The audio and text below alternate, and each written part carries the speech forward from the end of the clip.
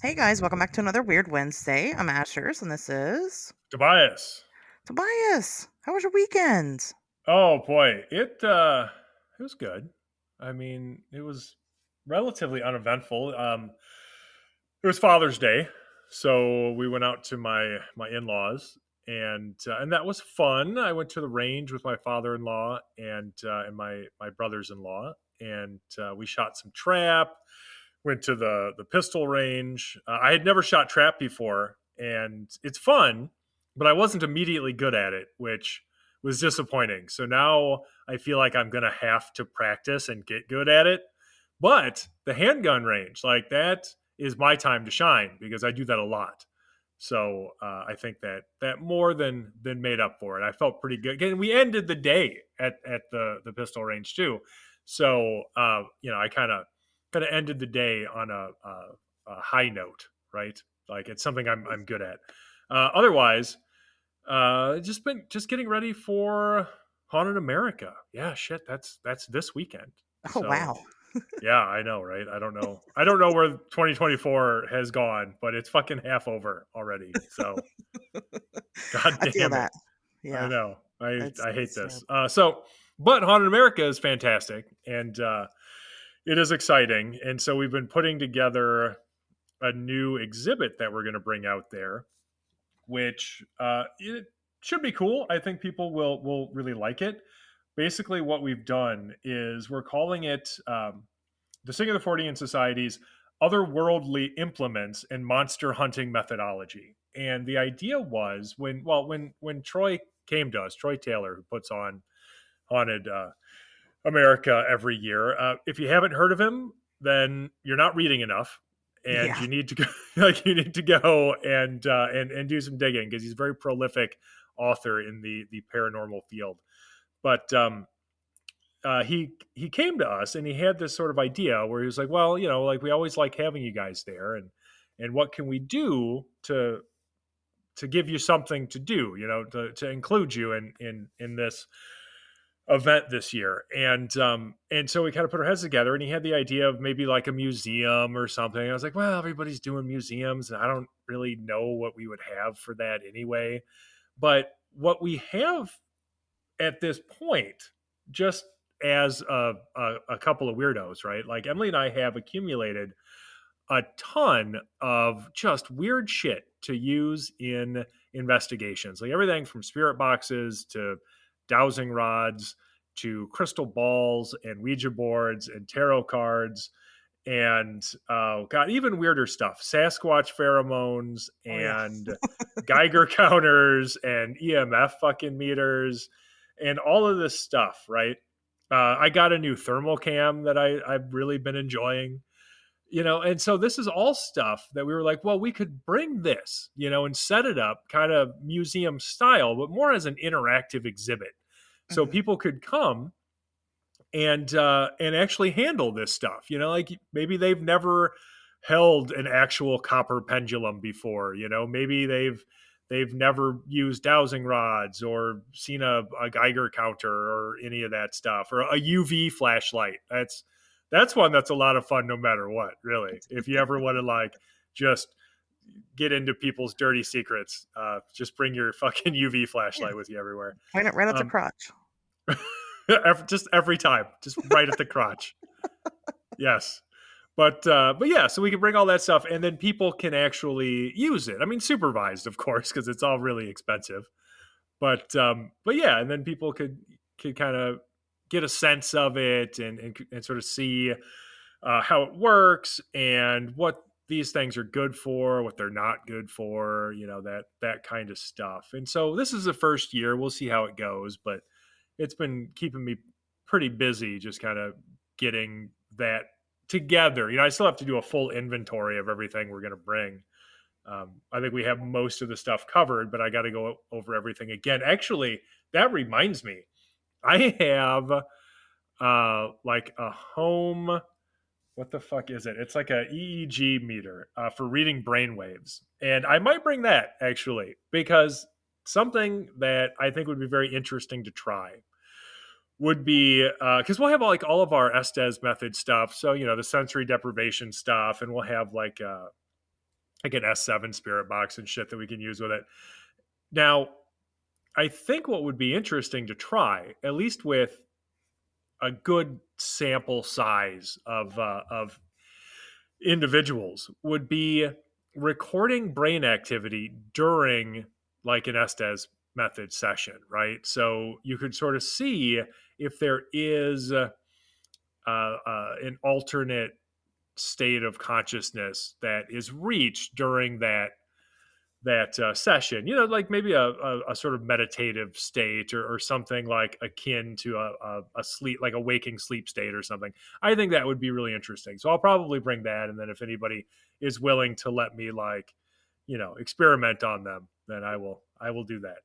So, but yeah, it's, it should be fun. I'm looking forward to it. It's a very busy weekend, and I'm always glad to be home because I sleep for a full day. But it's also a great time. So if anybody ever has the opportunity to go, I recommend it. It's a big deal. Like, it's a big con. So you'll meet other weirdos. Where's this happening? This is in Alton, Illinois. So right across the river from St. Louis. And Alton, of course, itself is known as a haunted river town. So yeah, there's lots of great stuff to do. I know that they do investigations of like the haunted Mineral Springs Hotel and stuff while this is going on. However, if you want something that's totally free, anybody can do, you can go see the Payasa bird. And the Payasa bird is a mural that is on a cliff face near the river, and it's supposed to be a recreation of this Illini mural that had existed prior, that depicts this fearsome monster, known as the Payasa bird. And it really kind of looks like, at least in the mural, it looks more like a lion with wings or something, or but it's got scales. It's sort of a chimera, right? But it's an interesting legend, and it's a pretty cool piece of history. And if you don't get carried away and devoured by this monster, you can come back and tell your friends that, hey, look at this fucking crazy thing I saw. What an interesting piece of history this is. So there's lots to do. And if you do get carried away by the monster, well, now you know it's real. So Yeah, that's win-win. proof. Now that sounds super exciting. I'm excited for you. You I think should come that's. some year. It'll be super fun. I should. I should. Maybe one year I'll get invited. That's. Yeah, I know. That's the thing. Isn't that the fucking bitch of it, right? Yeah. Like, people, all this fucking happens all the time. And it's frustrating, but I get it, because of obviously people don't spend a lot of time thinking about how this industry works. But the reality of it is, like, we don't go where we're not invited. And that's not like because people are being mean to us or something, or you're being excluded. I mean, maybe it is, but it's not necessarily that. It's just that we don't go where we're not invited. So, like, Yeah. I will put out there sometimes, like, hey, what are some events that people like? If I'm looking to maybe go to a few more events every year. But that's no guarantee that I'm going to go, because that's step one in a lengthy process. Uh, because then I have to actually reach out to that event and be like, hey, I've heard this is a good event. Are you looking for speakers? Would you be interested in having me speak? And that's not always a yes. But there's one thing that I can say with absolute certainty. I'm not fucking paying to go to an event. I'm not, Right. and I don't know. I guess not everybody likes that, or they don't like to hear it, but it's the fucking truth. I'm not going to pay to go to an event.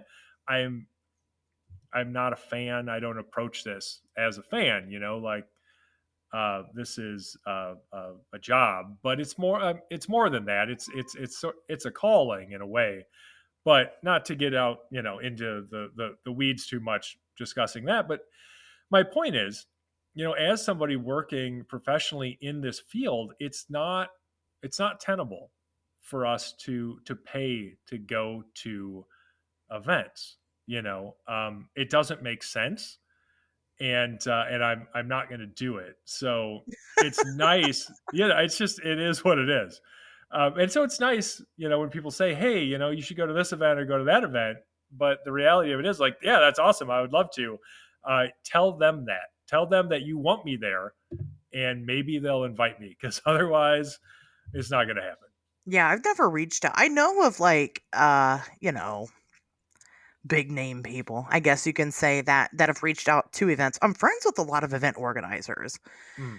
And I know that, these people have reached out to them. I don't reach out to events like that.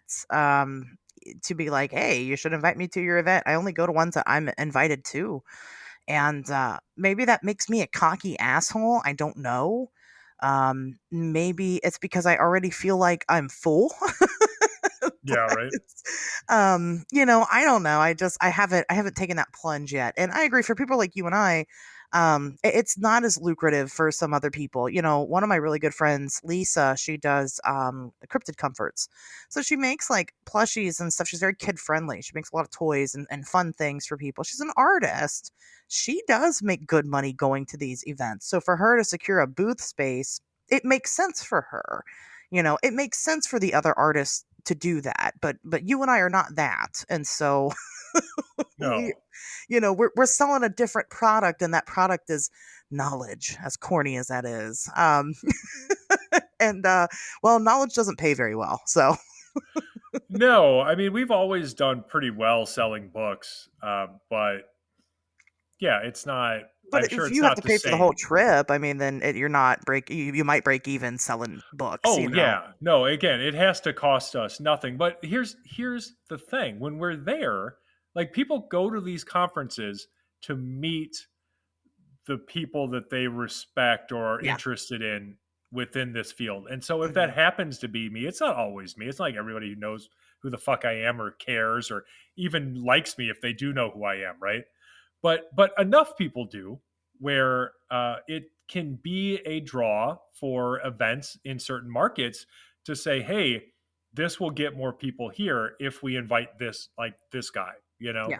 because there are people who will come who do like him, who do want to hear what he has to say, and that's that's butts and seats, that's ticket sales, that's all of that stuff. And so that's something that people like us provide that other people don't, that a regular vendor would not, right? And so it doesn't make a lot of sense to try to charge people like that to be at an event, because you wouldn't have that event otherwise. But that's not really what I'm talking about. Like the number of people who have tried to charge me like a you know an amount for a table or something is very, very small. And I do usually just say no. If somebody reaches out and is like, hey, do you want to buy a vendor table? No, thank you. Yeah. Um, what I'm talking about is um, yeah, not so much people wanting me to pay to be there as, Tobias Whalen from the Singer of the Fortean Society, are people who aren't necessarily professionals in the field who wonder why I don't go to things as a fan, just like buy a ticket and show up to hang out Oh like a yeah. fan. Um, and there's a few reasons. Like I don't, first and foremost, I don't have a lot of interest in doing that. I think that the reason is that once you start doing this professionally, like you sort of cross this barrier and there's no going back. I tell people to think very carefully before they monetize something that they love, something that they enjoy doing, because you can't put that toothpaste back in the tube. There's no going back. And once it's a job, it's a job, and you'll never enjoy it in the same way again. And hopefully, if you're doing it right, you will be fulfilled in other ways.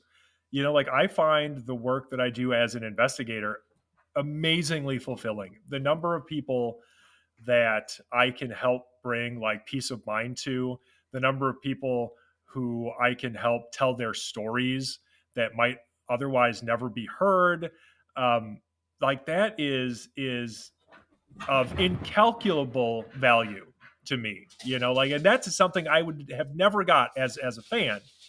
But because of that, because I'm getting that level of fulfillment now, because I've made the choice to pursue this professionally, I can't just go to an event and enjoy it as like a passive observer anymore. You know, I Yeah. just don't have that in me. Yeah. So it is what it Yeah. is. I can't tell you the last time I sat and listened to a speaker from start to finish. Actually, I probably can, Tobias. I think it was your talk, but it was through Ryan Sprague's virtual event. Um, Okay. just because, mostly because I was curious. My actual friends, I'll try to listen to their stuff, but like, anybody Sure. else that's going, like, if I don't know who they are, like, I don't care to go sit and listen, and it's not because I'm not interested in the topic, I guess, but exactly because of what you're saying, it feels like work, you Yeah. know. If I I feel like go I to should an be event. taking notes or something. Right. If I go to an event as a fan, quote unquote fan, which the only one I think I go to is Mothman Festival. I'm actually not going as a fan. I'm gonna go hang out with my friends. Yeah. you know? And if it's too out of the way and it's gonna cost me way too much money that's outside of my budget to do it, I'm just not gonna do it. This is the way that is. So Yeah. I completely understand where you're coming from. Um, Yeah. so, There's one con that I go to as a fan every year, and it has nothing to do with this. There's a tabletop role playing game convention that I go to every year that I love. I wouldn't miss it for anything. I will. I would make TV producers plan around it. You know, like I'm going, but that's it. You know, because yeah. that's a hobby I have. That's still a hobby. That's something that I enjoy that I don't do professionally. So I can just enjoy it, right? Like I can just show up and just passively enjoy this thing that I fucking love. You Yep. know, and I don't want anybody to take that away. I completely understand, where you're coming from. But, speaking of other events, if you can't make it to Haunted America for whatever reason, well, then immediately the weekend after, come to Monster Fest 2, Go to happening in both, Canton, ideally. Ohio. Ideally, go to both. Absolutely go to both. But, if you miss your chance for whatever reason, maybe you've already made other plans. I don't know. Maybe you're just too far away and you also can't afford it. And you're closer to Canton. Go to Monster Fest. I'll be there.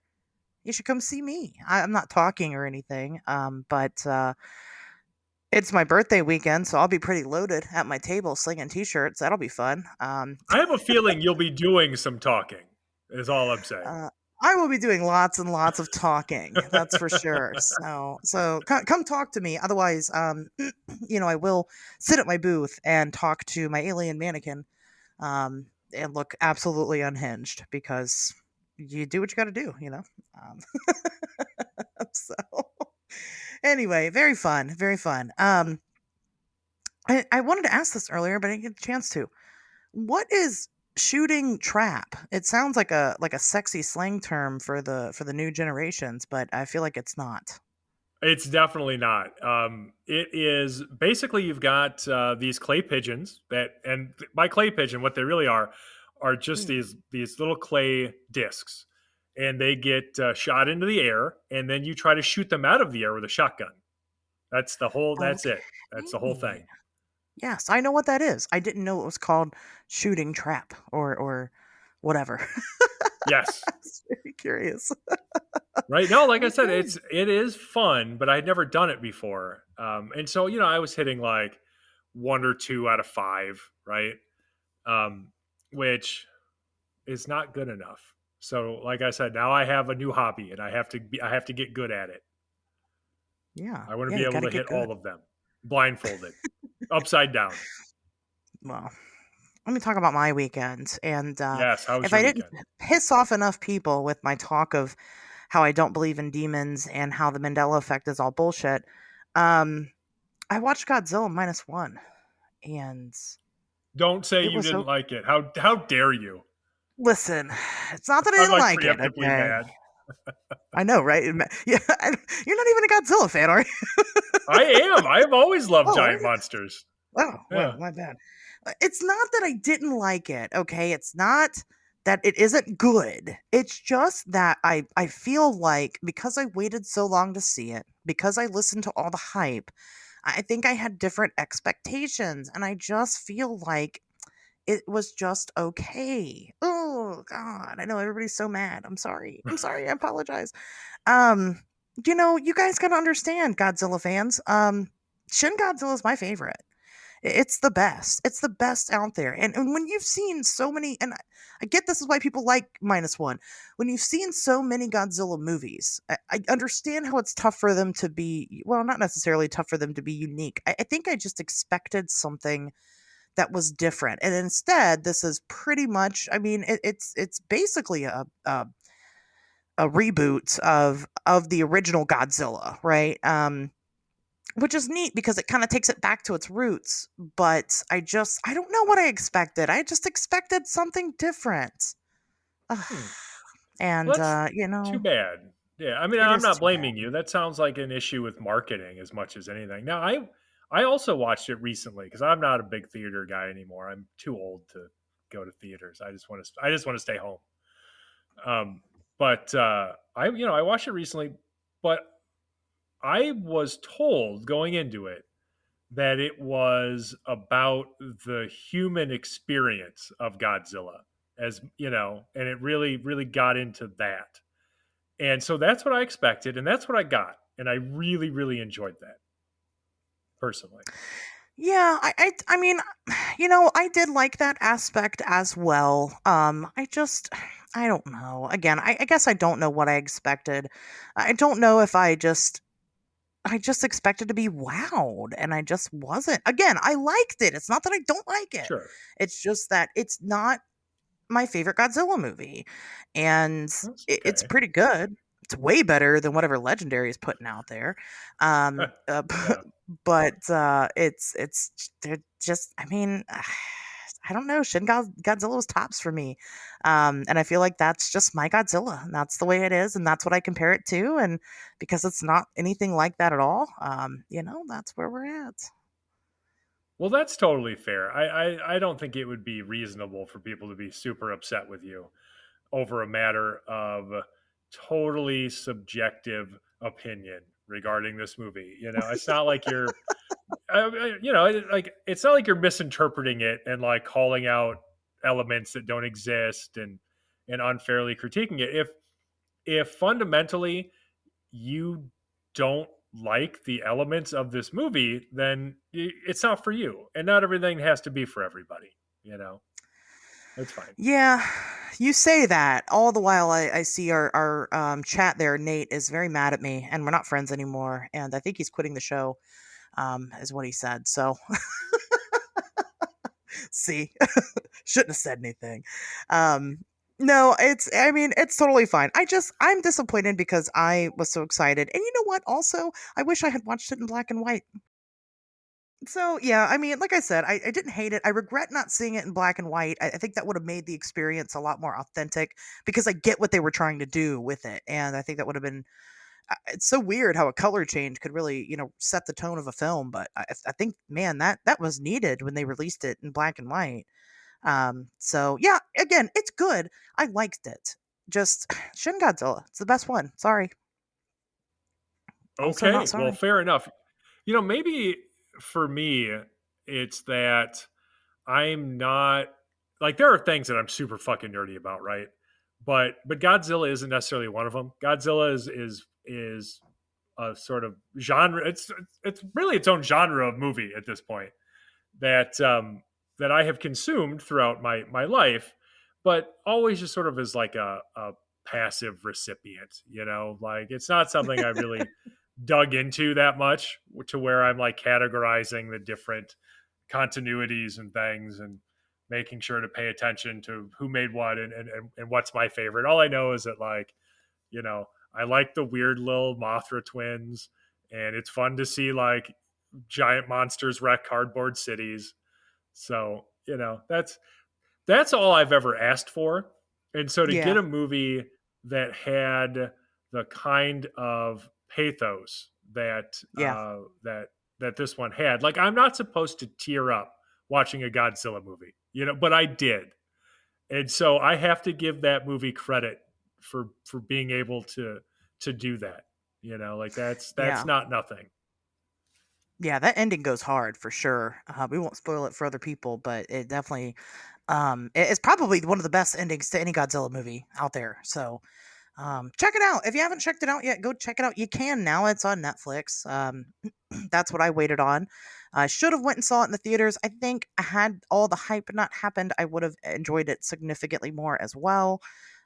So I've learned my lesson. I'm going to go see movies in the theater from now on, if I can, within reason, right? Um, Sure. I feel that. I spent half a decade working at the movie theater, so I'm not like I'll go to the movies, but I'm not like, oh man, I love going to the movies. Right. No, It I mean, also we got reminds a me of new work. TV. Right. Well, it's like yeah, I could totally see that. But like we bought a new TV, and in the 21st century, I mean, there's very little about going to the theater that's better than just watching a movie at home. Like I can watch a movie on our, 75-inch fucking Samsung on my couch from like, 5 or 6 feet away or however far away our couch is. And, I could pause it to get up to go to the bathroom and grab some snacks. And for me, as a mostly irritable old man, that is the best possible fucking experience. Until such time as I can pause the movie to get up and go do stuff in the theater is always going to be like oh man, I hope this is worth it thing for me. Because I'm going to have to sit there. And because fucking Hollywood can't make a movie less than 2.5 hours, fucking long for whatever reason. So you just know that the last 15 minutes of that movie, I'm just going to be waiting for it to end so I can go pee. Just be like, God damn it. I had to get the large Diet Coke. And now this movie that's 3 fucking hours long for no reason is making me sit here and wait instead of being able to go to the bathroom. I fucking hate this Yeah, bring back every time. intermissions. What the hell? There I you mean, go. Something. seriously. Would it kill the theater to pause the movie for 5 minutes? No, it wouldn't. I guess. Um, Apparently it would. that's why movie theaters are going downhill because of intermissions 40 years ago. Right, right. Well, it's just, none of us have to watch fucking movies on, 12-inch fucking black and white televisions anymore. We all have amazing Right. home theaters in our fucking houses because they're not that expensive these days. Yeah. So we get a really good viewing experience at home. We don't have to go to At theaters home. anymore. Right. I know people like the experience or whatever, but like that doesn't mean that much to me. Yeah, for me, it really depends on what it is. Some movies I feel like you almost have to see in the theater. Like I saw Don't Breathe in the theater. That was important, I Mm. think. Because you definitely got the intense parts correct because you literally had everybody in the theater holding their breath, and you felt that atmosphere. Um, I saw Halloween Kills in the theater. I'm glad I did. My God, here I'm going to go Yeah, from I one did bad too. movie take to another. I really liked Halloween Kills. I really just enjoyed the fact that he fucking just killed everybody. I love that. It was a big swing. It It was. And was. I saw It all of was. those in the theater too. And part of that Yeah. for me wasn't because I needed the theater experience. Part of it for me was because if there is a movie that doesn't get made very often that I want to send a message that you need to make more of these because people will see them, then I will go. Like if you're like reviving a fucking horror franchise that I love or something, then yeah, or making something new and creative, yeah, hell yeah. I will go to the theater for that just to contribute, my $20 or whatever into the pool of hey Hollywood, make more of this, please. Yeah, Like that for sure. is important. But yeah, Halloween Kills was all right. I mean, fucking Darcy was in it for like 30 seconds and Yeah. they took a big swing and I get why people didn't necessarily like it and I didn't think that it worked as well as they hoped it would, but it was fine. It at least it gave us a conclusion and it's over. So, we Right. can all Yeah. move on No, with our lives. I mean, like, because you'll watch a horror movie and you'll be like, oh, don't kill that person, right? You pick favorites and you're like, I don't want that person to die. And this was like almost every character that you got, and then they all fucking died, and you're like, oh, okay. I mean, and that really shook it up, and I enjoyed that. But it was fun watching it in a theater full of people because all of your like the people that he was killing were so likable, and everybody was so disappointed every time, and it just I don't know, it became fun. Oh yeah, I But mean all of the new Halloween movies, like that was a consistent theme of people dying and you didn't necessarily expect it or want it to happen, but it yeah, did. right. And so people were like, "Well, I hated Halloween Kills," and I'm like, "It's a slasher. Like, is it? That's the point, right? They're supposed to slash everybody. Like, Yeah. I don't know. Maybe it's just me and I'm the weird one, but whatever. It I was don't think better so. than Halloween Ends, that's for sure. Yeah.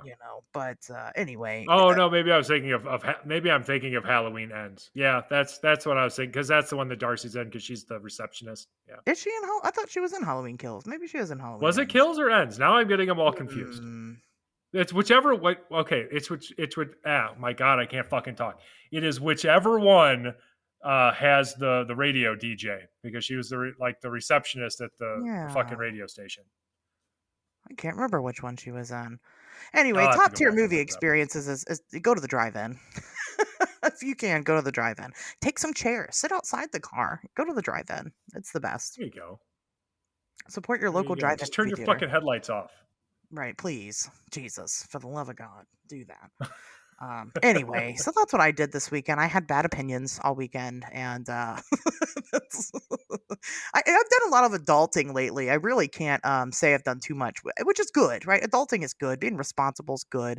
I was Yeah, it's adulted all right. out, so I just crashed and burned over the weekend, and now I'm getting back to normal life, so that feels good too. Great. I have a newfound respect for my time, which is awesome, and I'm using it wisely to do stuff and things, Good. Well, exciting you got to stuff and respect your things. time because nobody else will. That's true. That's a very good point. So it was good. So anyway, let's talk about some news, huh? Great. I have a news. I do. So I if you also would have like, a news. all right, would you like to do your news and I will do my I news? will do. I mean, that's how, you know what? That's how we've been doing it. And if it ain't broke, don't fix it, right? Let's go ahead True. and get into it. So, a Maine woman, that's the state of Maine, has survived everybody's biggest childhood fear. So, Jamie and Patrick Accord were visiting the Popham Beach State Park when they were finished and wrapping up and walking to their car. Jamie found herself in a little bit of trouble. Well, as she was walking, she quickly sank into 2.5 feet of sand. That's right, folks. Quicksand in the Oh United no. States. Yes, sir. She was obviously very unhappy. She was struggling to get out, unable to catch her footing. Her husband Patrick had to, pull her out of it. So the thing about this beach here in Maine is that they do actually have signs all over the place warning of the quicksand because of flooding that's happening in the area that is causing that to happen. And I'm already not a beach person. I'm just gonna be honest. I'm a mountain mama. Okay, that's my thing. This is another reason why I will probably never go to the beach. Because fucking quicksand, Bermuda triangles and quicksand. Fuck that. Sure. Yeah. Fucking quicksand, sharks, Yeah. jellyfish, Oh yeah. fucking meatheads. There's I don't get the attraction. I mean, it's hot, right? My face hurts from the hot. My feet hurt from the burning Yeah. quicksand. Sunburn. Right, it's just not a good time. But I found that interesting because that is a point that people talk about is how horrifying quicksand is, as a kid. And I guess I never thought of the fact that it was like here in the US. I always pictured it in like a jungle. I don't know why, It's you because know? that's how it's always been shown in movies. Right, like that's always how it's depicted, but no, it could be right in your fucking backyard. It's just It's like sand. sinkholes. Yeah. Yeah. It's just a sinkhole of sand. And, she was pretty upset by it. She said had she been a child, it would have been up to her chin. I think that depends on the size of the child. But again, it was up to her like hips. She was like fucking going. I mean, thank God for Patrick, her husband, who saved her from the Yeah, but quicksand. So, she went down to her hips and stopped, right? Like she was well, at the bottom at that point. I don't know if she was at the bottom or if that point it would have been because the thing about quicksand is that it like slowly pulls you in. So because you've Uh-huh. disrupted the hole, it depends on how deep the hole is. And I think she wasn't Yeah. willing to stick around and find out, you know. But Okay. it's it's just like in a corn silo. So like once you in it, you start sinking, and then eventually it gets to the point to where it grips your feet, and you can't the pressure of it you can't break with just your body, and so it just Right. kind of starts slowly taking over. And because you've disrupted it, it's just kind of piling on top of itself, burying you further. Oh Isn't my that god, falling horrifying? into a corn silo. Now Yeah, that is pure, like, since you brought it up, that is pure nightmare fuel. you literally can't get out. No, you will die. Like, where the You fuck will will you are go? going to die. Yeah, Nobody's gonna be able to rescue you in time. no, no. I mean, well, but that's if you land. I mean, if you land feet first or head first. I mean, if you're like Yeah, horizontal, you're fine. right. But if you try to get up and walk on that shit, like you can't. So you're stuck in the fucking silo, just screaming for somebody. And that's if Yeah, anybody fucking finds you at all. Because also, corn silos aren't like in the middle of major cities. sure. They're on farms. I mean, nobody's gonna hear you out there. Ugh. I'm just saying, yeah, definitely a horrifying way to go. But Miss Yeah. Jamie is fine, and I believe she has fully recovered. But she probably did get a little bit of sand in her buns. So, Sounds like it. But honestly, like quicksand, like that has been haunting like our nightmares mhm. since childhood. Like quicksand, the Bermuda Triangle, and ninjas, I feel were all oversold as threats. Oh, you mean you haven't been attacked by your personal ninja yet?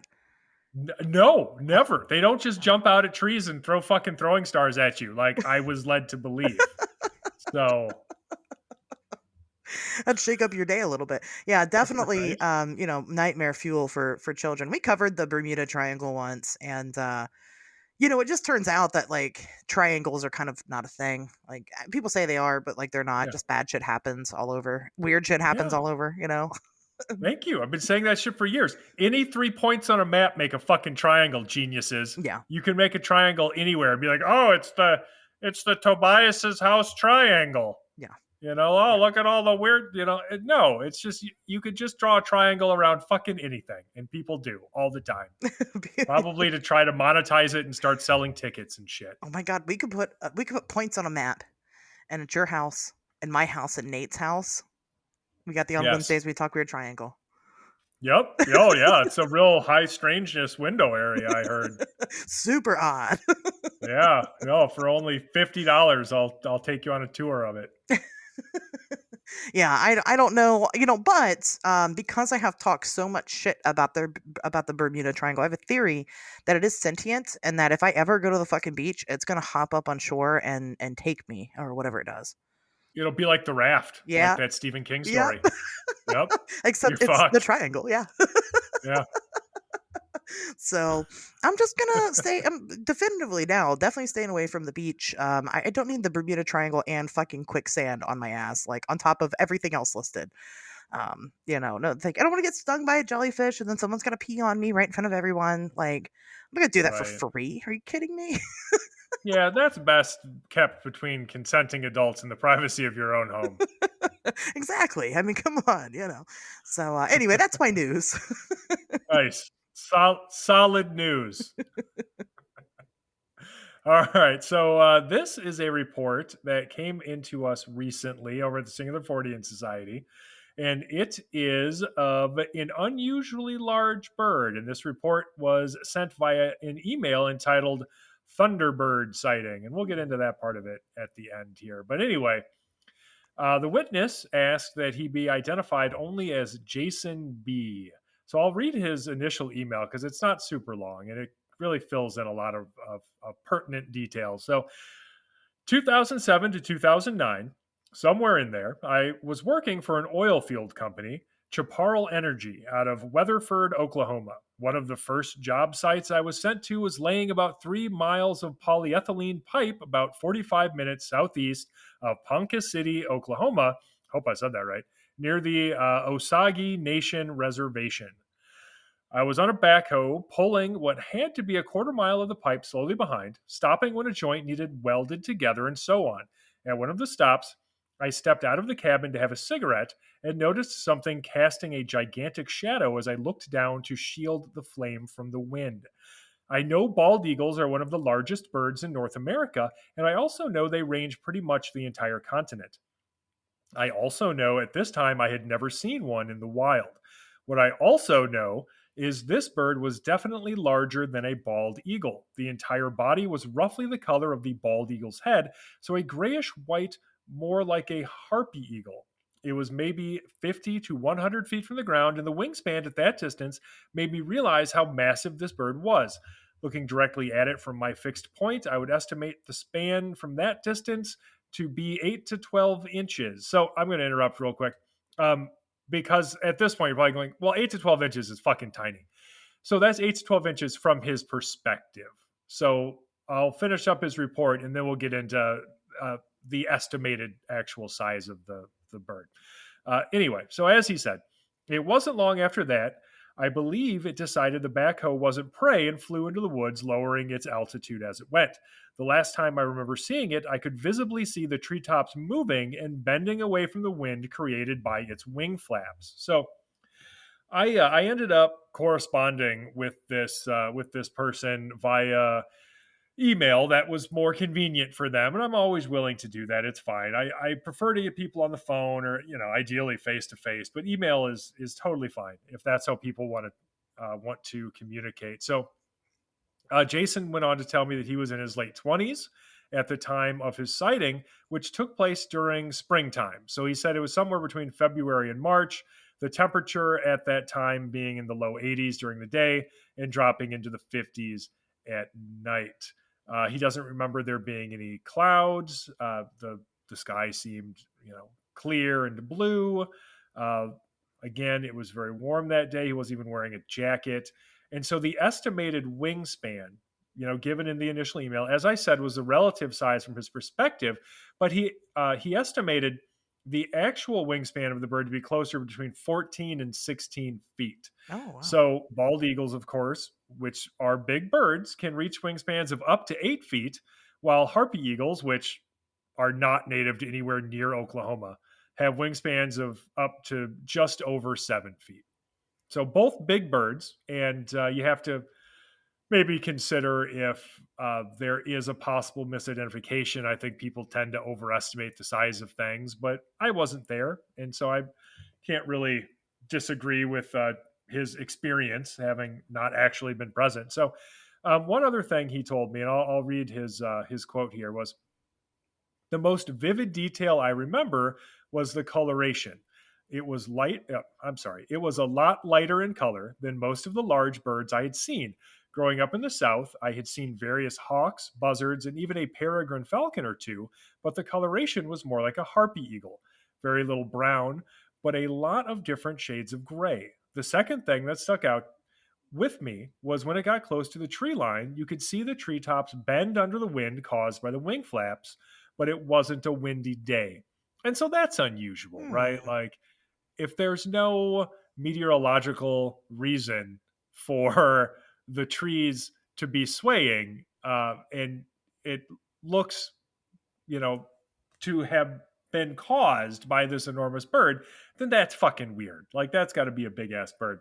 And so Jason estimated that his sighting lasted 10 or 15 minutes before the enormous bird dropped too low behind the tree line and he lost sight of it. And so, one thing that I just want to mention, and then of course I want to hear your thoughts on this, uh, is that word Thunderbird. Now, we talk a lot on this show about how sort of casually racist a lot of society tends to be towards indigenous populations. And that is unfortunately present all too often in the field of cryptozoology. Cryptozoology is one where you see it a lot.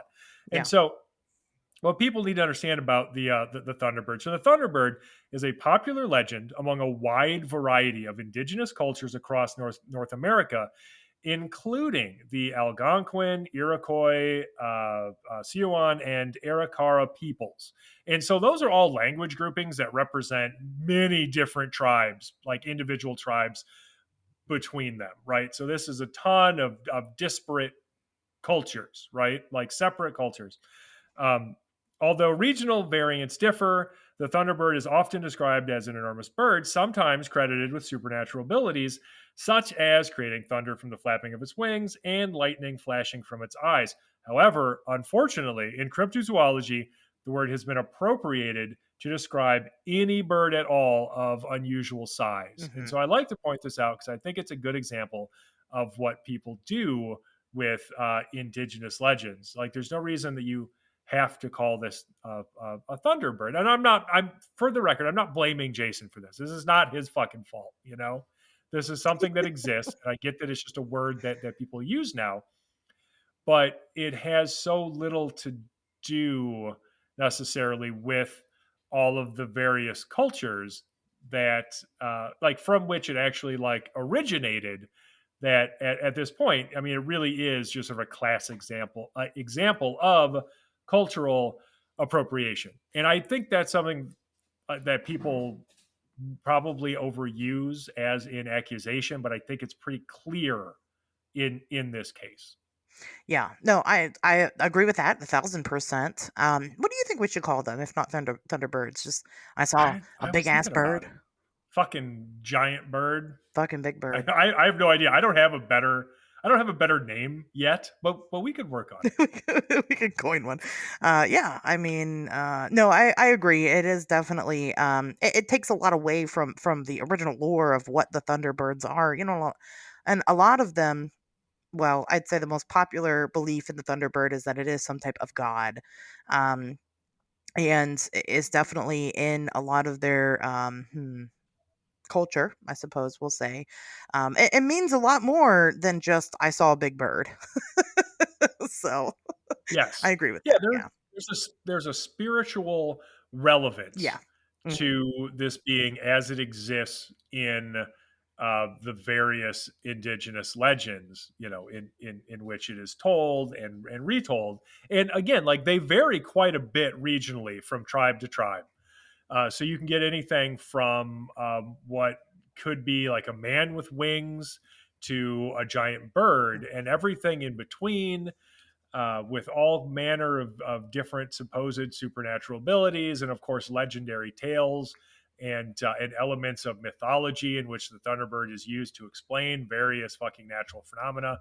It's a whole fucking thing, and so it's not just a giant bird. Is my point, Right. but that's what it's come to be because of the appropriation of that word to describe large anomalous avians in cryptozoology. Yeah, absolutely.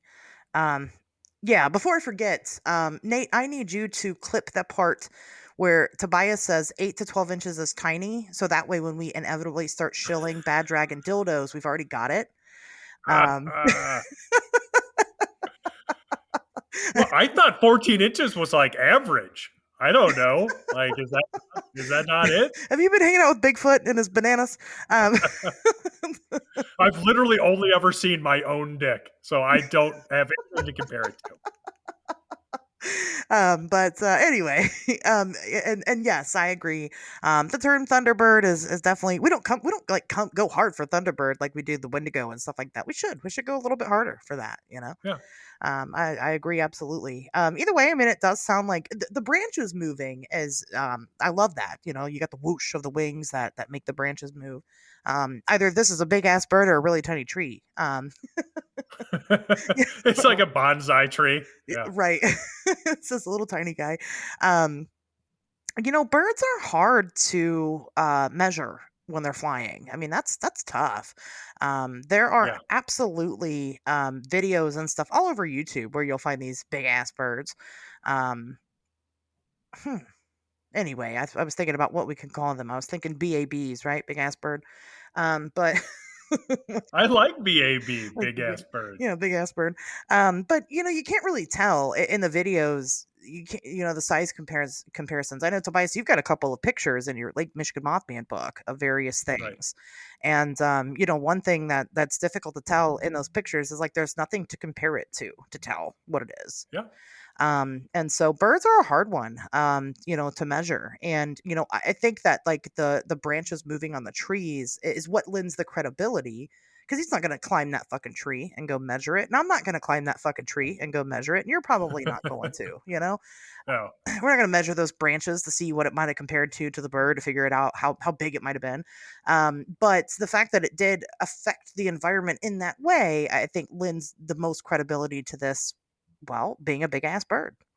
it's an interesting detail, isn't it? Yeah, no, I completely agree. And you make an excellent point because it is very, very difficult to estimate the size of something in flight. We see that all the time with Hmm. UFOs.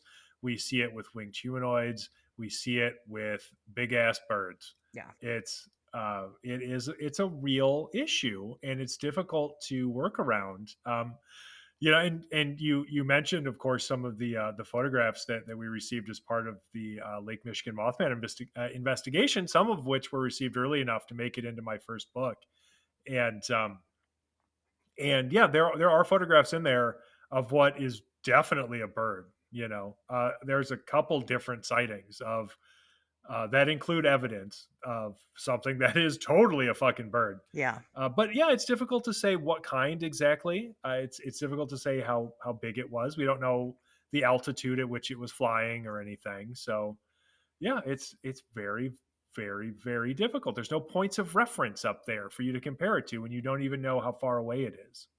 Yeah. Well, and the coloring of it is very interesting. A lot of times when we get these big ass bird reports, they're usually all black or they're condors. I mean, really, that's what people are. They've got the white ring around their neck. But the fact that it had like the brown coloring, like a harpy eagle, is very interesting. Could it have been one of those? I don't think they're quite that big. But No. it would be pretty shocking to see a harpy eagle in the United States. We don't have them here. You know. No, yeah, I think the closest place is what, like southern Mexico. Yeah. So Right. no, unlikely to be in Oklahoma. Right. Not impossible, but Sure. improbable. Yes. Agreed. Agreed. Very neat. Well, some very good news you got there. Yeah. Quality news. If these fucking birds and UFOs and all that would just yell down to us, they'd be like, "Hey, I'm about 14 to 16 feet wide." That'd be super helpful.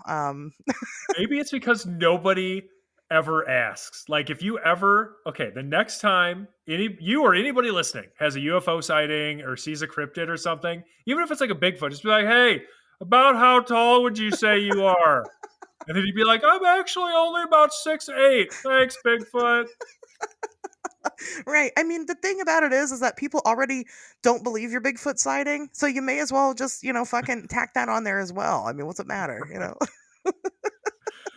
Right. Well, I mean, I like Adam Benedict's take on this, specifically with fucking Bigfoot, because if you look at human beings who have reached some of the heights people say that they think Bigfoot is, Mhm. like 8, 9 fucking feet, there's no way. There's no fucking way. That just biologically to be that big and be fucking bipedal. Yeah. Like it's really difficult. Like the unfortunate reality for human beings who suffer from like gigantism or some other condition that causes them to grow that tall is they have a lot of fucking difficulty getting around. Oh yeah. You know, they require help and it's a difficult life. And the idea that there is a species of primate out there that is built like us, but is somehow that tall without any of the many difficulties that we know exist once a primate that walks on two legs gets that tall. It just doesn't make sense. I mean, what makes more sense? Like somehow that existing and then also never being found, or people exaggerating the height of something that they're seeing that scared the shit out of them, and so Right. they hyper focused on it. Because what happens is you get scared, you hyper focus on the thing that you perceive to be the threat, and when you do, you get a sort of tunnel vision where that thing takes up your whole field of view, and it seems enormous because you are fucking hyper focused on it. Yeah. So if Bigfoot, which is probably likelier, is somewhere between like say 6 and 7 feet tall on average, then if you're 6'8", like I got a buddy who's 6'8", and I'm 6'2", but he still seems like a giant next to me. You wouldn't think that 6 inches would make that big of a difference. Go ahead and clip that too. Um, but it does. He It seems does. enormous. Yeah, definitely. No, I agree. Maybe we'll do a classic. I'm getting ready to do the schedule. Maybe we'll just do a classic Bigfoot episode. I think that might be neat. It's been a long time That would be since we've great. really talked about Bigfoot on this show, and I don't think we've done it with you here, Tobias. So um, True. maybe we'll dig into it. But I agree. If we're gonna go by anything, as large as Bigfoot is, the best evidence that we can go off of is, of course, the Patterson Gimlin film, and that also depends greatly on what you think you're seeing. And if you think that you're seeing a Bigfoot, well, she was only like 6'7" to 7 foot tall. We know that, Right. which is still fucking massive for an Well, it's ape. huge. You Yeah. know, I don't want to run into one, and we don't know if the Uh-uh. females are bigger. We don't know if the females are smaller. We just got no idea. But they're Yeah. definitely not 15 feet. I can tell you that. No. So, Good God, people. and yes, I agree. We're definitely we're very good at overestimating the size of things in the heat of. It's like when you see a spider, right? Oh, we saw this massive spider. Meanwhile, it's like the size of a dime. We just do that when we're afraid of things, and the only thing that we can't say that about is Bad Dragon dildos, which is not a sponsor yet. They are actually massive, so that's anyway. Where is this coming from? Like, I'm just trying to get paid, man. That's it. oh, I see. Yeah, no, I also love Bad Dragon dildos, Yeah, and they are massive. yeah, it's Tobias's favorite. So it's Absolutely. I won't use any other kind. all right. Let's all right. Let's be adults here, right? We're talking about serious subjects that are so serious and real and Super serious. great. Let's talk about the daddy of the flying saucer, right? The father of flying saucers, Mr. Kenneth Arnold. Um, I shouldn't have said daddy. See, I ruined it already. Um, I mean, if you wanted to be serious, you shouldn't have led with the daddy of flying saucers. That's all I'm saying. I mean, you know what? You're probably right, but It's too late. it's too late. Here we Um, are. so of course, I think most people that listen to the show have heard about Kenneth Arnold. I don't know if this is feel like this is a topic that most people have heard about, but I feel like most people probably haven't deep dived just because it's just one of those things that like you should know, right? And everybody should know based off of the references. Right. So I think it's important. Obviously, with the anniversary coming up of the Kenneth Arnold sighting, of course we got to talk about it. We're going to talk about some other things too. So Kenneth Arnold, you know, God, what wasn't this guy? He was a super successful businessman. That's mostly what you need to know. And he was also a pilot. He would fly to and from wherever he wanted to because he had money and he could do that. And it was And the 40s. right, yes, and it was the 40s, and I mean, pretty much almost anybody could fly at that point. Um, so one day he's out. It's June 24th, 1947, which is a popular year and ufology, right? We hear about that a lot, and this is Big probably year for why. UFOs. Yeah. Yeah, and so he's out and about, and he is actually on a business trip. He is headed to Yakima, Washington, but takes a little detour along the way because recently there was a marine transport plane that had crashed over near Mount Rainier, which is also another thing that you hear about in these 40 and type of topics. Tons of activity at Mount Rainier in all shapes and sizes. So I believe that this would probably be one of the first, if not the first incident that happened around there that was weird. So anyway, he takes a little field trip over to Mount Rainier because there's a big $5,000 reward, and let me tell you, you can fly a couple of planes with that back in the 1940s. So he's interested. He's going to go check it out and see what's going on. So as he's kind of scoping out the area, he had no luck in finding the transport plane. I don't know if it was ever found. Do you know if that was ever found? That's a great question. And I do not recall off the top of my head. Yeah, I don't. I think most people agree that it doesn't matter, but I was just Yeah. curious. No, I get. I mean, matters to the people involved with that particular crash, I'm Well, sure. that's But true. yeah, R.I.P. to those people. yeah, Almost yeah, forgot we right. were Like today. it doesn't matter. Those men's lives didn't No, matter. not at We're all. talking about Kenneth Arnold, not some nameless military transport Right. pilots. Fuck those guys. Oh God. Don't clip So that one. you can send your hate mail to courtesy of Ashley Hilt at On Wednesdays We Talk Weird podcast. Sounds good. I'm ready for it. I already get it enough anyway. It's fine. Um, so he decides, hey, I'm not finding this plane. I'm gonna go ahead and go about my business like he was doing, and it's around 3 o'clock. And all of a sudden, he starts seeing this strange light off in the distance. It kind of appears to be a flashing light that's happening. And he takes a moment and goes, "Oh shit, I'm getting ready to hit another craft, maybe." So he's smart about it, and he runs the radar just to see kind of what's around in the area. And the thing that's immediately ahead of him is not actually showing up on radar at all. Um, there was a plane that was, I believe, it was to the west of him. It would have been. It doesn't matter. That's not what he was looking at. And Right, so, as he's kind of watching this thing, about 30 seconds into the sighting, e- more of them show up. Eight more of them, as a matter of fact, show up. And, these weird, they're kind of, like I said, they kind of look like flashing lights, but he is recognizing that this is some type of reflection that's happening off of whatever these things are.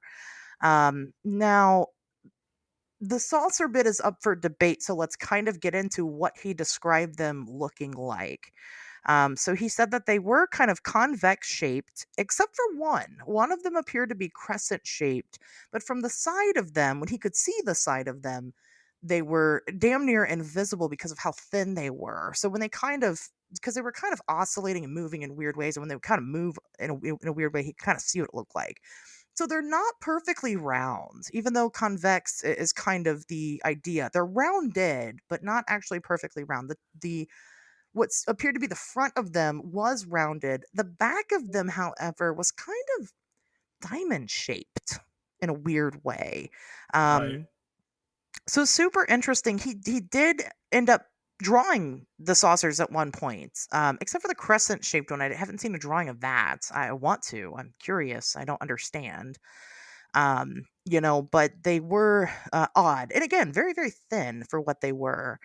Um, Picture like a shovel head, right? Like if you can yeah, picture that where it's round and then the part that connects to the wooden handle for your shovel is kind of like triangle shaped. So you've got basically like um, yeah, so you've got like a triangle bottom to this otherwise like circular shape. Like I've seen the draw. I'm actually literally looking at the drawing right now and like struggling to describe it. It's like maybe an axe head or like the head of a shovel or something. If the shovel was flat and not curved like a shovel is. yeah, right. I So think that's probably the best comparison that there is out there of the shape. It is hard to describe, so I can understand how he might have struggled with it without, because had he not drawn it, I wouldn't have had any idea what the right. fuck he was talking about. Oh yeah. I've been like, it was round but not round. I don't get it. And so they're kind of moving oddly throughout the air. As a matter of fact, that's where the saucer comparison comes from, because he had described them as they were moving as if you were to take saucers and skip them on water. And so they're just kind of really doing their own thing, doing weird stuff that things should not be able to maneuver. The sighting itself only lasted about, I mean, just under 2 minutes. It wasn't very long before they eventually, fucked off into the night or the day or whatever. They were also Right. looking, Into the sunny afternoon. right. They were also looking for Right. the $5,000 reward plane. So, is what I heard. But, Stupid scavenging aliens right. What the fuck? stealing all our $5,000 rewards. So if anybody's having trouble picturing that saucer skipping on water thing. So like his quote was, "Well, they flew erratically, like speedboats on rough water, or erratically like if you took a saucer and skipped it across the water." So if you've never seen a saucer skip across water, try to picture a speedboat on rough water. It's Yeah. basically what you've got is something kind of moving regularly up and down, like essentially for to put it in the most simplest, like the most simplistic terms possible. It reminds me a lot, speaking of big ass birds, of like when a bird is just kind of letting the wind take it. It's got its Okay. wings out, and it's just it's kind of skipping on the wind, if that makes sense. They look all Yeah. fucked up and weird. Yeah. but Right. but they know what they're doing, right? That to me, that's what I picture. But that's just me. So a couple of observations that Kenneth Arnold had made about these things. First of all, he was pretty well convinced that he was seeing something, anything other than what we now refer to it as today, and that's flying saucers. He Right. thought that maybe he was seeing some type of reflection off of like the window. He remedied this by actually rolling down his side window and viewing them while he was parallel to the craft and seeing them with his eyes. He thought maybe it was his glasses. He took his glasses off. Um, things like that to try to just, see what he was seeing. And his initial thought was honestly that he was just looking at some type of military craft that he hadn't seen before. Yeah, Um, or maybe some kind of missile test. Right, just something that was, very human, and there was some Yeah. explanation for it. He was definitely chalking it up to something that he was very aware of, and I mean, this is important where Kenneth's story kind of goes eventually later, but. Yeah, I mean, he was just kind of doing some basic tests. He kind of estimated just based off of the distance that the crafts covered, in the short amount of time that he observed them, that they may have been moving about 1,700 miles per hour, which for the time was about 3 times faster than any craft that we had available. So Right. pretty gosh darn fast. And They were cooking. Yeah. yeah, they were definitely they were going. Now, he had initially said that they were probably about 60 feet across, roughly. But we've had a lot of people, a lot of government organizations look into this case. Actually, it birthed a lot of government organizations in and of itself. But we've had a lot of different people look at the numbers, and the estimates are, I mean, anywhere from Arnold's first 60 feet all the way up to 280 feet across. So I mean, that's a pretty big difference. But still Right. pretty large either way. Um, so I mean, again, this initial sighting, it wasn't spectacular that significant. We see shit like this all the time now, right? This is I saw that like, earlier today. I right. don't know. I Is mean, that weird? go look outside. Um, Nowadays we'd be like, well, that's clearly balloons, right? It's clearly Mylar balloons with the reflections coming Chinese off of it. drones. Right. Yeah. It's like clearly, that's what, but back then, of course, it was weather balloons and swamp gas. But, but this really kicked off a series of major events that would go on to impact ufology as we know it today. And before I go any further, I still want to stick around this time period of June 24th, 1947. Um, Kenneth Arnold wasn't the only person to have seen these craft in particular. That's true. In fact, there were other corroborating sightings around that time. So on July 4th of that year, the Oregon Daily Journal in Portland received a letter from L.G. Bernier of Richland, Washington, about 110 miles east of Mount Adams and 140 miles southeast of Mount Rainier. So Bernier claimed to have seen three of the objects flying over Richland at extremely high speed about a half an hour before Arnold. So this is a direct quote from him for the newspaper. He said, I have seen a P 38 appear seemingly on one horizon and then gone to the opposite horizon in no time at all. But these disks certainly were traveling faster than any P 38. No doubt Mr. Arnold saw them just a few minutes or seconds later, according to their speed. So he described them as flying almost edgewise and so kind of turned up on their side and thought the three were part of a larger formation. Meanwhile, about 60 miles west northwest of Richland, a woman named Ethel Wheelhouse in Yakima, Washington, also reported seeing several flying discs moving startlingly fast at around the same time. So, an investigation done by military intelligence in early July turned up a member of the Washington State Forest Service who said he'd been on a fire watch in a tower at Diamond Gap, about 20 miles south of Yakima, when he saw several flashes over Mount Rainier at the exact same time as Arnold's sighting. They appeared to be moving in a straight line. At the same time, Sidney B. Gallagher of Washington reportedly saw 9 shiny discs flying to the north. Then, on July 4th, a United Airlines crew over Idaho en route to Seattle reportedly witnessed 5 to 9 disc like objects pace their aircraft for 10 or 15 minutes before suddenly disappearing.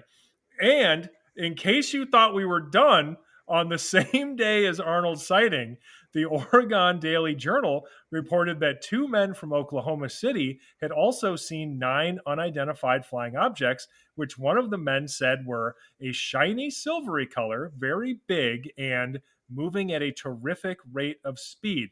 The same paper also reported on a man in Kansas City, Missouri, who said he'd seen the same objects while working on a roof, saying that they were flying so fast I barely had time to count them before they were gone. He, however, said they were leaving vapor trails. So that's something that Arnold pointed out specifically that he did not see was the sort of vapor trail or contrail that you might expect for something capable of moving that fast. So interesting stuff. A lot of corroborating sightings from that time were also happening. This was not in an isolated incident. Yeah. Right. There was a lot of this going on. And while, Kenneth Arnold did go to the media, I think it was the next day, the 25th, Mhm. and kind of did a little interview about this stuff. It's not like it is today, right? So that information doesn't travel that quickly.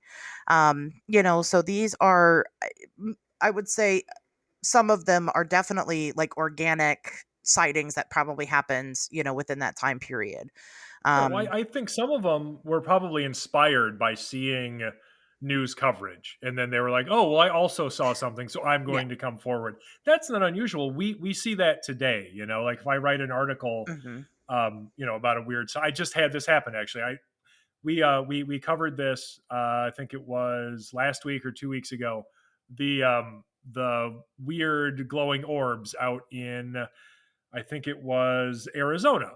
And that was one of the reports from the Hmm. void. And so I always publish those because you never know where they'll lead. Well, this one led to a woman who lived out in that area actually contacting me, and I have been corresponding with her now about her sighting of like similar orbs. And so she's sending me like photographs and videos and things that she's taken of these weird orbs. So if somebody was inspired by seeing this news story to come forward, I don't think that it invalidates their testimony necessarily. Although, of course, you do have to watch out for people who just want like attention or something. Oh yeah, absolutely. And I agree with everything you just said for sure. It doesn't mean that these other sightings aren't valid. Um, but you have to really consider the time period and all this happening. This is the start of the boom of ufology. Like, this Right. was not a big topic at that time yet. It became a big topic because of this, because of the incidences that happened, because of this sighting. Not necessarily just the sighting, but just everything that had happened in that time period. Oh um yeah. and so, speaking of things that were happening in that time period, Tobias, you wanted to kind of talk about the Maury Island incident a little bit. Oh boy. So yeah, that's a whole thing. The Maury Island incident. Now, as if it wasn't enough, right, for Kenneth Arnold to have had the first flying saucer sighting, right? And I obviously UFOs existed before then, but he coined that term, and like you said, it really did begin the era of American ufology. It really, really did. I mean, that sighting was the beginning Yeah. of everything that people consider ufology today.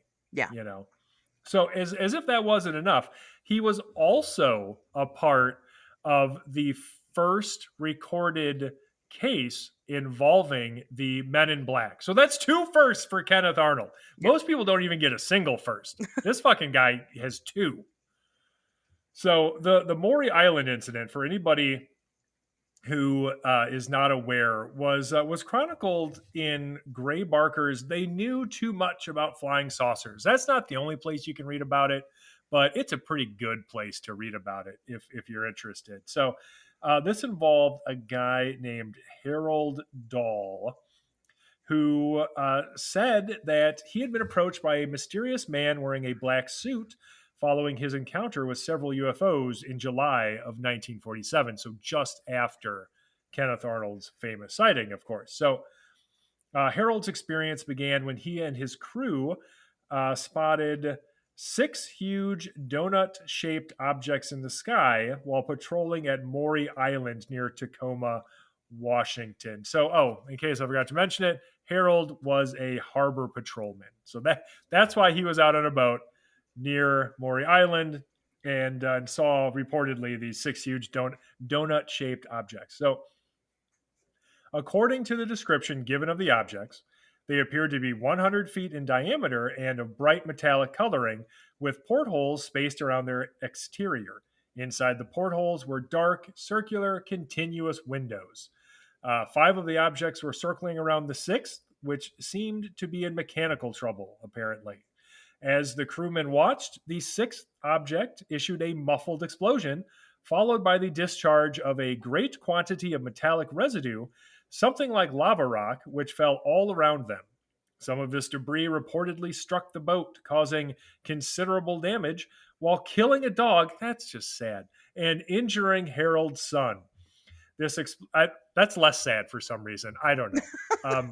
I I will get it. watch people get murdered all day, but you kill one dog in a movie, and I am turning it off in Yeah. tears. You're an asshole. Yeah.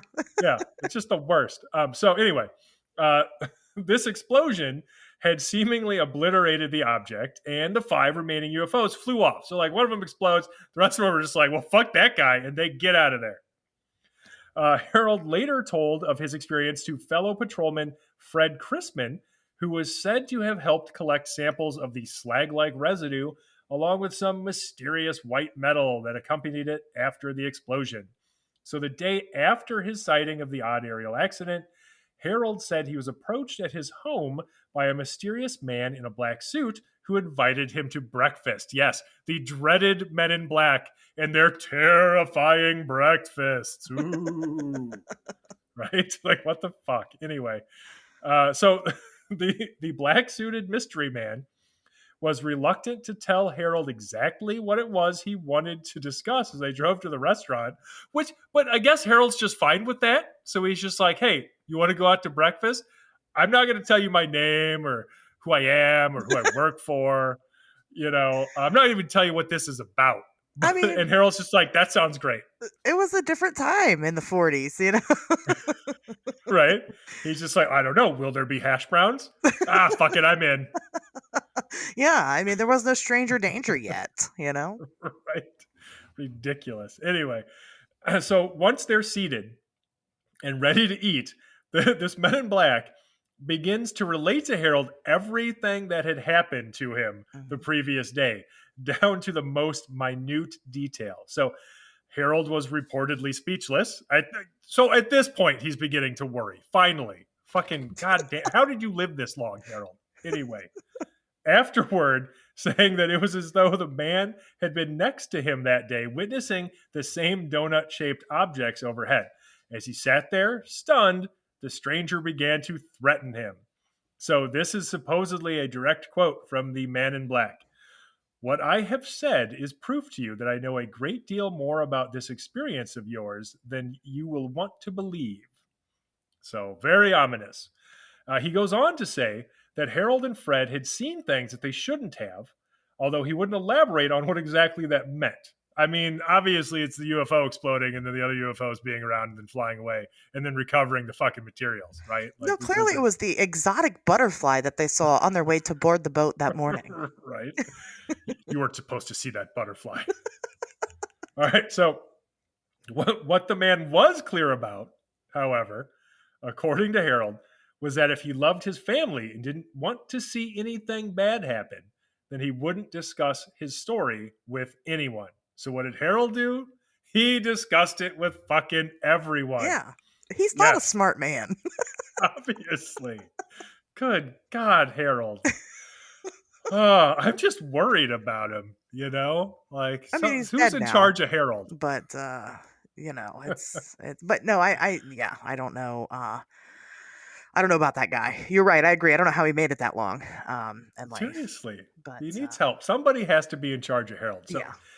this was all related by Harold later on to UFO witness and pilot turned investigator Kenneth Arnold, who had Mhm. been sent by magazine editor and early supporter of weird stories, Ray Palmer, famously, of course, Fate magazine, to investigate Harold's claims in advance of publication. Yeah. So, again, Gray Barker is not the only person who covered this. This was actually also of interest to our own government. So, at that time, there was this very early preliminary study into the UFO phenomenon, Project Saucer. And so, according to Project Saucer, which again was a digest of preliminary studies on quote unquote flying saucers, published in 1949 by the Air Material Command out of Wright Field in Dayton, Ohio. I'm sure you're familiar with that. Arnold, let's see, Arnold had from Tacoma summoned two officers of Army A2 intelligence to aid in the investigation of Dahl and Chrisman's claim. The let's see, these officers were named as Captain William L. Davidson and Lieutenant Frank M. Brown. So Harold is said to have met with Arnold along with Captain Emil J. Smith, who had accompanied Arnold on his trip, and the two intelligence officers at the Winthrop Hotel, where he recounted events and provided them with samples of the fragments he had that had struck his boat, supposedly.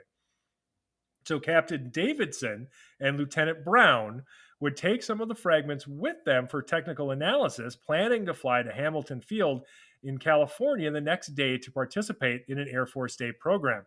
However, tragically, they never arrived. The plane they were flying in crashed, killing both men, although the crew chief and another passenger were able to parachute to safely. Now, ultimately, the Air Force would deem Harold's story to be a hoax, citing a lack of credible evidence. Well, yeah, was lost in a plane crash.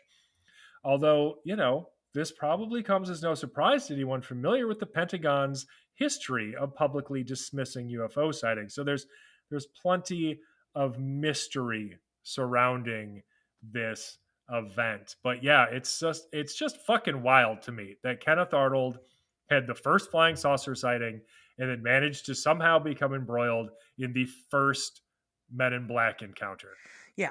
like Well, in the same year. and the Maury Island incident is very interesting because even though they have reported it in July, they say that this happened before, just days before Kenneth Arnold sighting. Mm, Harold says it happened on the 21st of June. And so yeah. eventually later on, the later reports in the 60s about this incident ended up claiming it as a hoax, which is fucking weird considering the plane crash that happens afterwards. It's like everybody just kind of collectively decided that it was a hoax based on very little evidence. Now, Yeah. there are reports that Harold's wife had sort of urged him to come out and say that it was a hoax, but that doesn't mean it was, Right. because that could be the reaction of a woman who either was sick of the attention they were getting for Mhm. this UFO sighting, because it was not something that was widely accepted in society. I'm sure it damaged their fucking reputation. She probably didn't like being known for this. Or, maybe they legitimately were being threatened. and somebody had gotten to her. I'm not saying that those had to be the case, but to not even allow for them as possibilities seems really close-minded. Like, why would you just jump to this has to be a hoax? Yeah. There's a lot of things that, they would come out and it's like, "Oh, it's a hoax," and I'm pleased with that, right? There's good reason for it, there's a good explanation, and it's like, "Okay, I Right. get it." This doesn't feel good, just going, "Yeah, it's a hoax, write it off." And I've always felt that way about it. I don't feel like there is very strong evidence for it being a hoax. I find the plane crash very suspicious, you know. Yeah.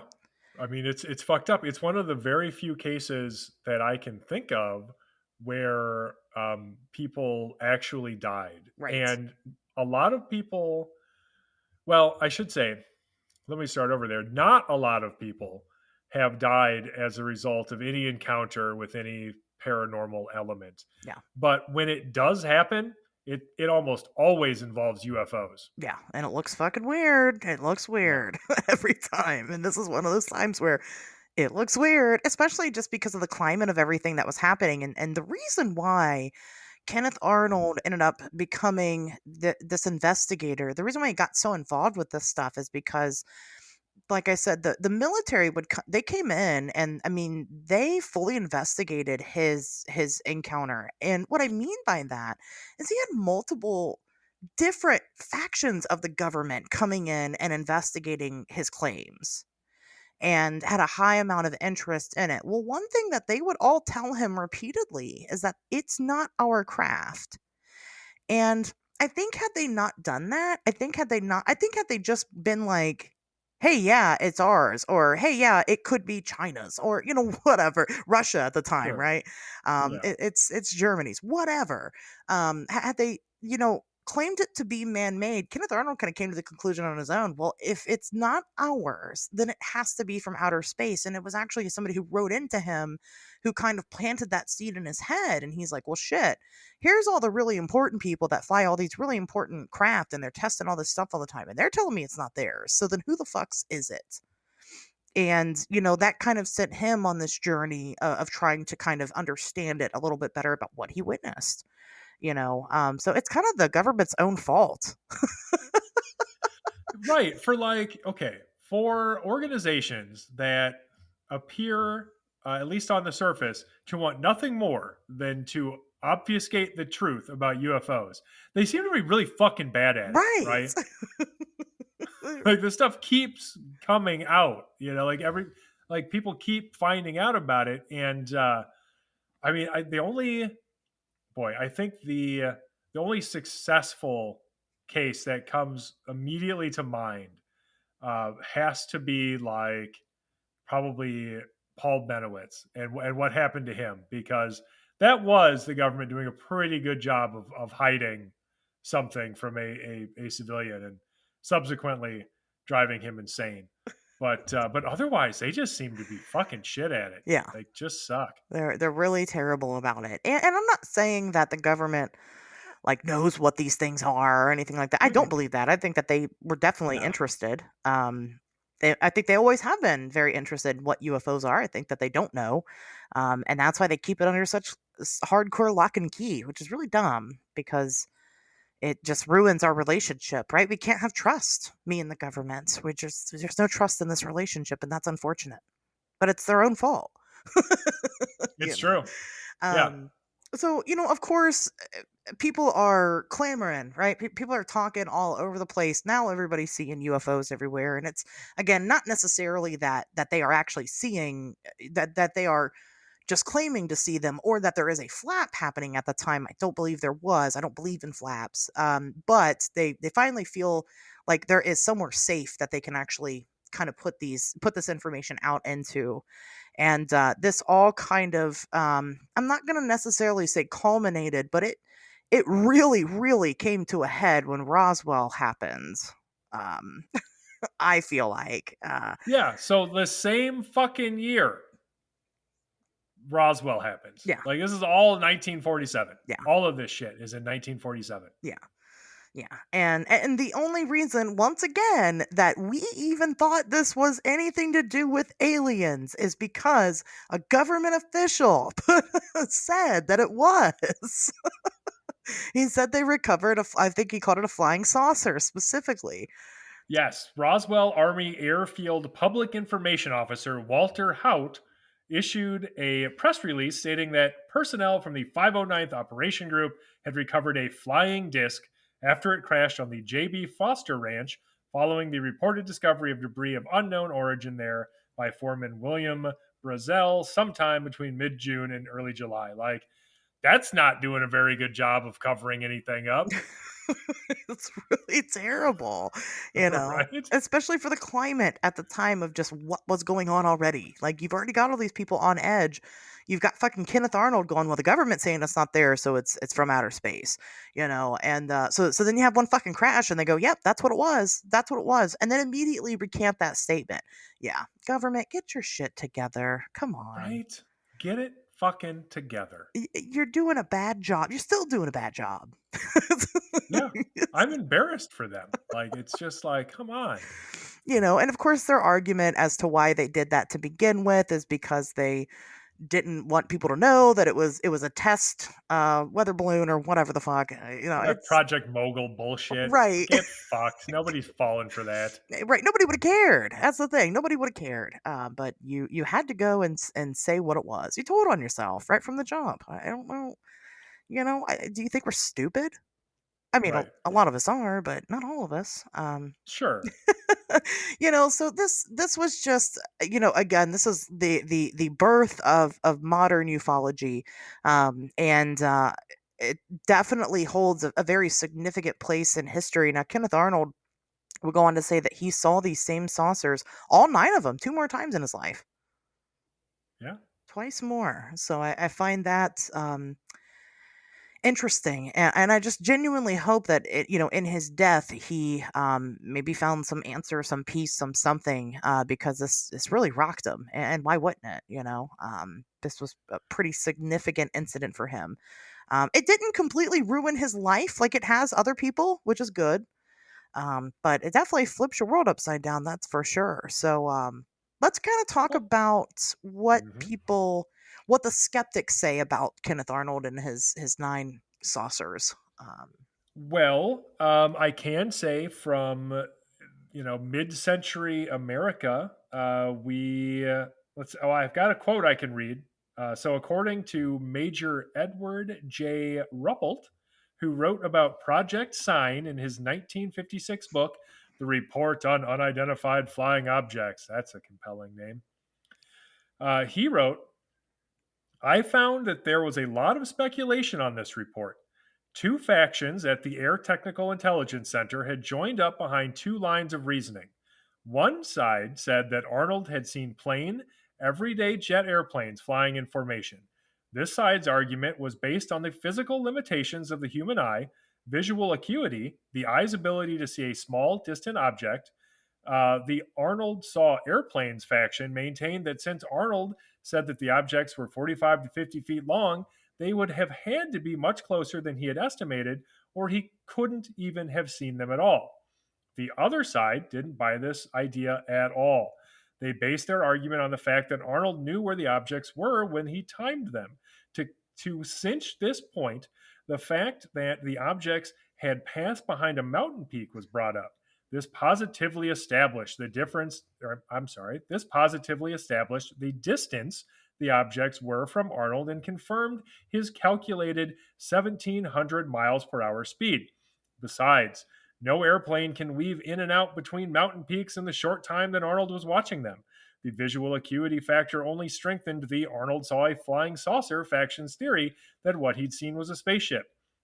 If he could see the objects 20 to 25 miles away, they must have been about 210 feet long instead of the poorly estimated 45 to 50 feet. So nobody could agree what they were.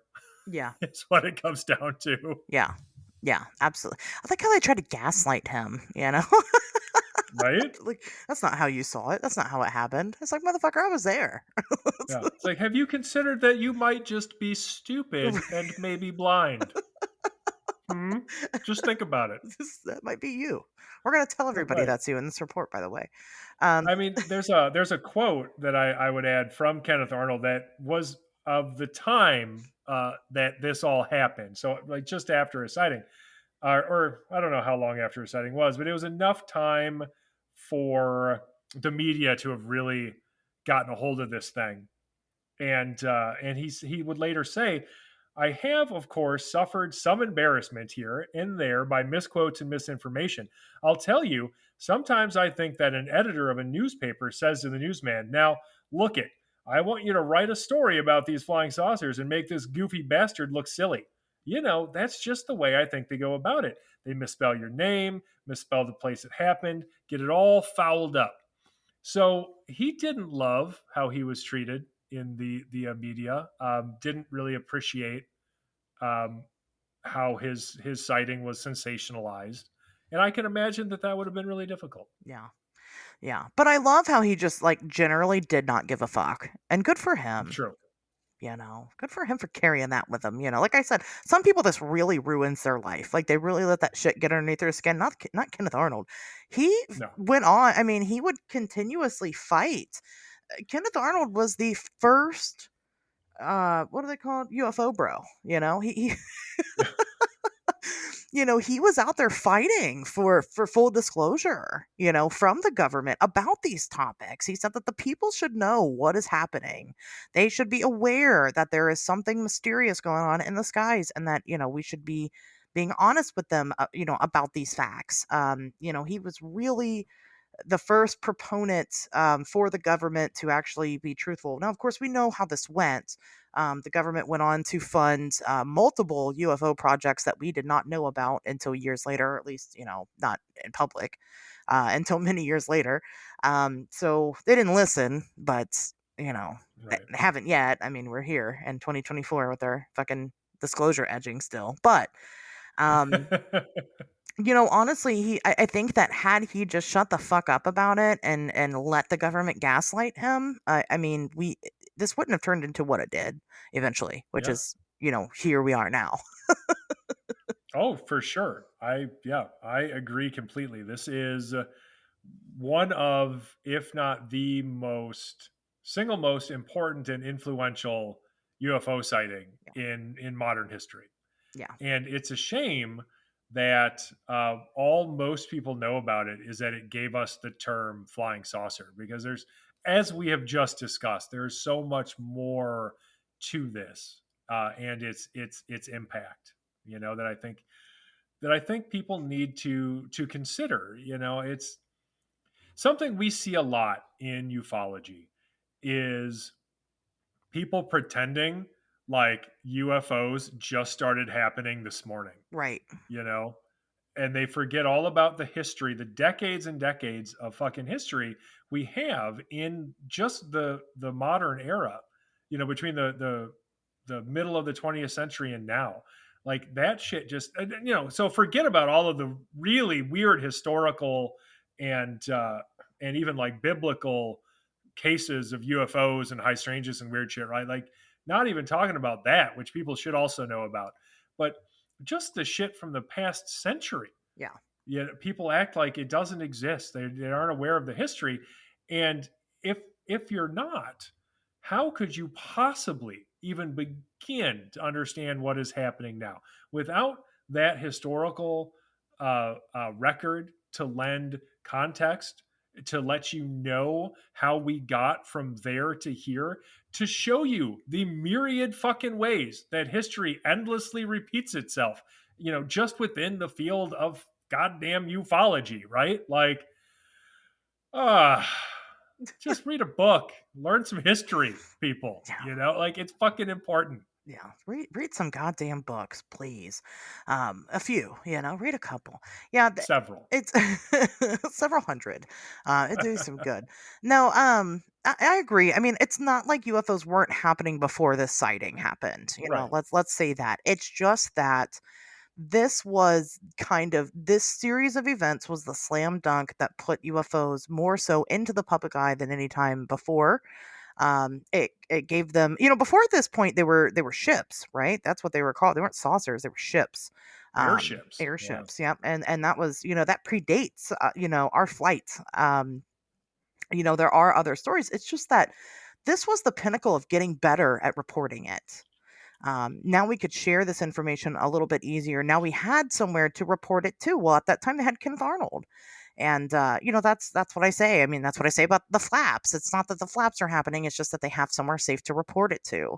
And Sure. now here we are today, and you've got an endless amount of places that you can report weird shit to, and that's fantastic. We need that.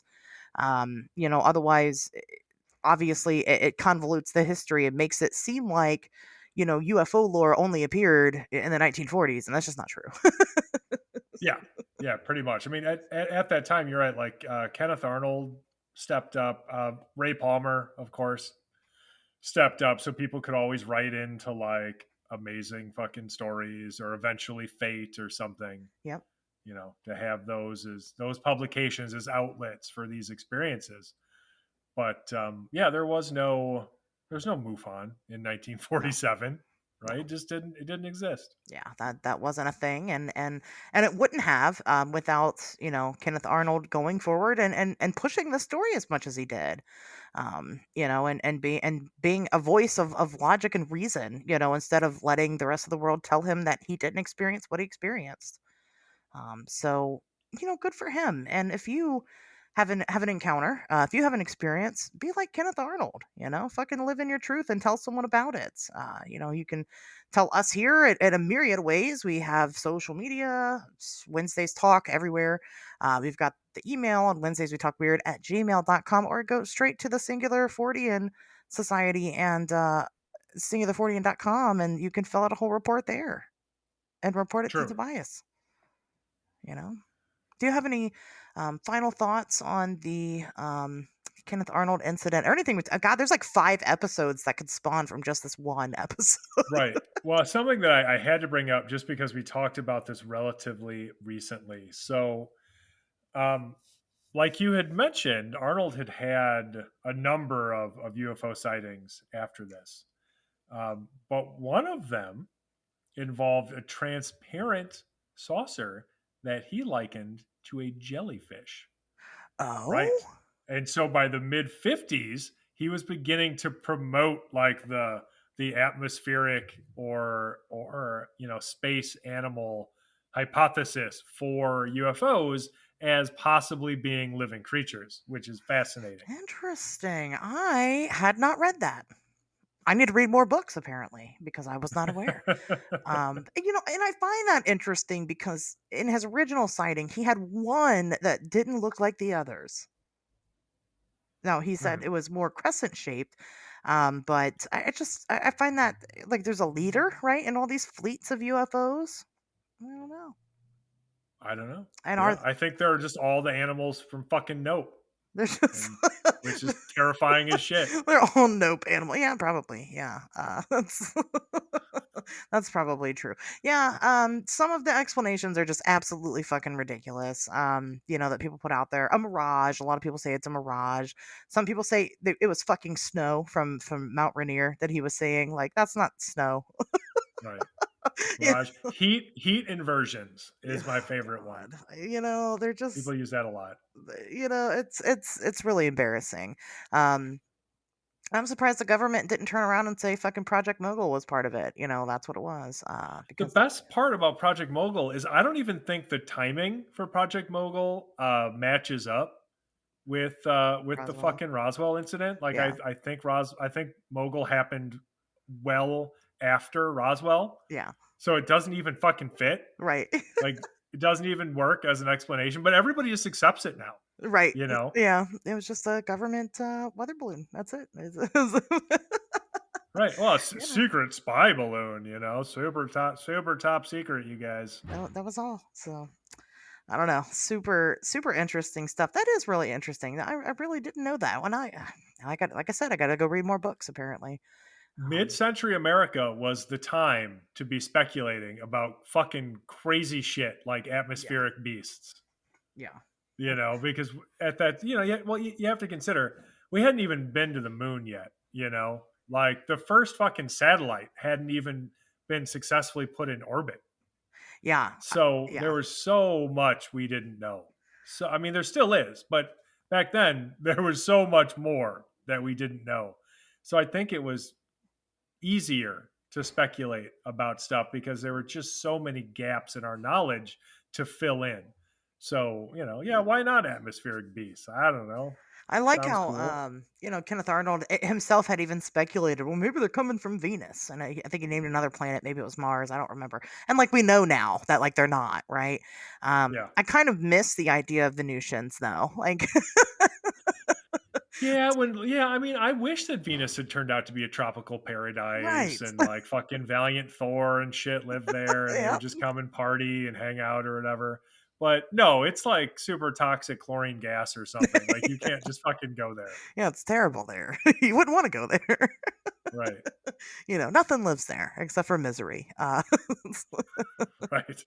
But Their only export is misery. it's just misery. But I do miss that. I miss the idea of Venusians. We have to come up with a new cool species. That's not fucking reptilians, please. And non-human intelligence just isn't sexy enough. So we gotta step up our game. We're not as creative as we used to be. So True. just saying. Fair. Agreed. We got to get this started. Like, remember when aliens used to be super sexy? Yeah. Oh yeah. Like they would just show up and they'd just be fucking banging in their in their jumpsuits and shit. And they would just like kidnap human beings to take them on dates Yeah. instead of fucking molesting them or whatever. Yeah. There used to be Yeah, why can't romance. we have those aliens again? I- Like they were way before my time. I feel like I missed out. we all did. We all did. Seriously. Unfortunately, now we're here, and they're like you said, they're just molesting people. They got their fucking Yeah. cuck overlords watching the whole time. Yeah, it's all fucking grays and anal probes and mantis dudes rubbing one out in the corner. Yeah. I don't want to see that shit, Yeah. Where's the romance? I don't know. right? Yeah, Alien. you want some hottie from Lanulos fucking coming down and taking you on rad vacations to other planets and shit. Right. You gotta, that's what the woo that we need in this community, right? Oh, totally. Agreed. So, anyway, anything else before we make our Oh boy. departure? I feel like I've made my point. More sexy aliens. That's the point. Right. More Venusians. Let's get creative, people. I'm counting on you to create better alien lore. Let's do this. So, anyway, with that being said, you guys, we'll see you back here next Wednesday.